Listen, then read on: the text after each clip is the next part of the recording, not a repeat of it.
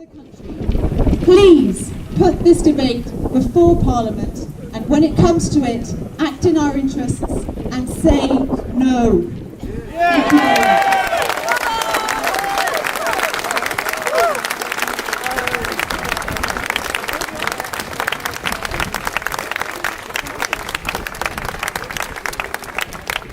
Thank you, Layla, and I have to say I agree with everything that you said there. So last up, we've got Dr. Ruby Ziegler, who is from the University of Reading. He's a law lecturer, and also he's the director of the Global Masters Law Programme and Research Associate for the Refugee Studies Centre here in Oxford.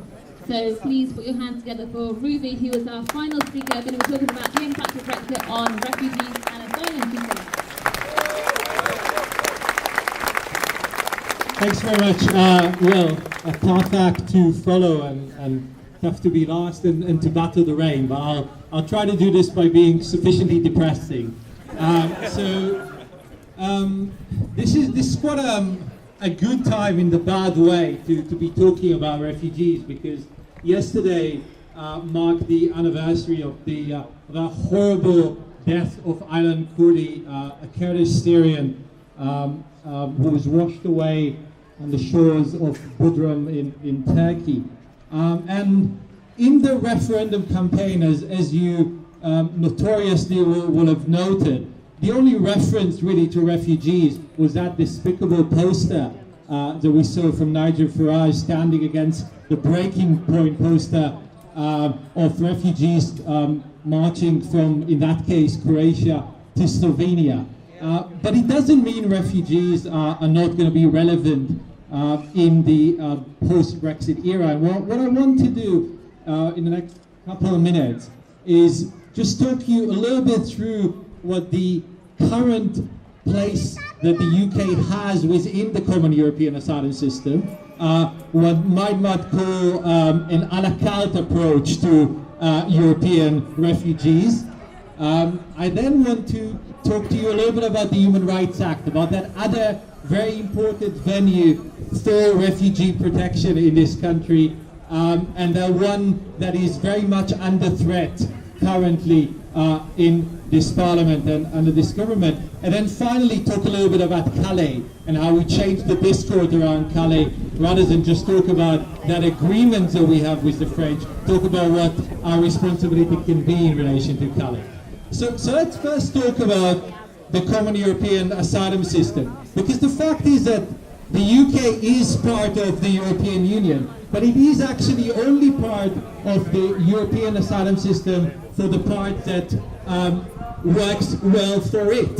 That is, for the part that allows it to send back refugees that have crossed one more than European border and have reached the United Kingdom, the so-called Dublin returns. The UK has never been part of the other European acquis, not part of the Receptions Directive, not part of the Returns Directive, and indeed it hasn't contributed or hasn't decided to play a part in the relocation scheme within the European Union. Calypso talked earlier about burden sharing within the European Union.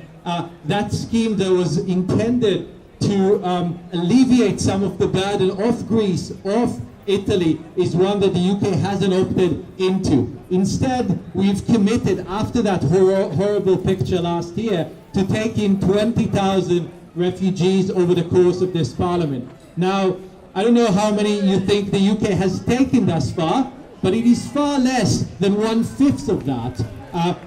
We've not even reached 2,500. And so the first point that really needs to come across is, even if we are going to be leaving the European Union, which obviously people here very much hope we won't, then the one thing we need to make sure that the UK steps up its commitment to taking many more refugees from the countries neighbouring Syria. The number is now close to 5 million. Now, the second thing I want to talk about is the other mechanisms for protection of people from being returned to harm's way. Because the other institution that really annoys many of the Brexiteers, and indeed in the lead up to the referendum, our current Prime Minister has actually said that she wants to stay in the EU, but she wants to leave the European Convention of Human Rights. And within the European Convention of Human Rights, what annoys Theresa May and others most of all is the fact that they cannot send people back to places where there will be harm. The so-called Article 3 provision of the European